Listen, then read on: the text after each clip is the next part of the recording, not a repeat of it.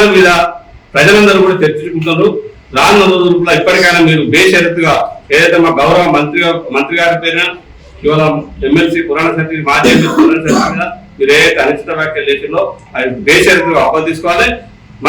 మేమైతే ఖచ్చితంగా చెప్తున్నాం, ఎక్కడైతే కూడా అధికారం ఉన్నప్పుడు కూడా ఒక మంత్రి హోదాల ఇవాళ ప్రభుత్వంలో ఒక కీలక వ్యక్తి ఉన్న మా వివేక్ వెంకటస్వామి గారు మంత్రి వారు ఎక్కడ కూడా రాజ్యాంగాన్ని కానీ ఈ యొక్క ప్రజాస్వామ్యాన్ని కానీ ఎక్కడ కూడా కూనియలేదు.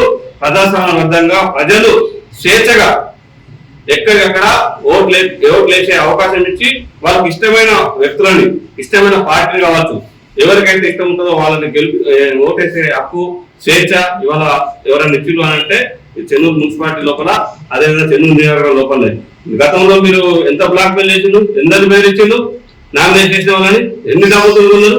ఈ డబ్బులు మా వివేక్ సాధనలోవా? డబ్బులతో రాజకీయం చేయాలనుకుంటే వివేక్ సాధన తట్టుకుంటావా? ఇతను అవుతుందా? తొడగొట్టి సవాల్ చేసినా కదా రా అని చెప్పేసి మొగోడు మీద రాలేదా? మొగోడు కాదు, దీని లెక్క వచ్చిండు, గెలిచిండు ప్రజలతో 40,000 ఓట్లతో.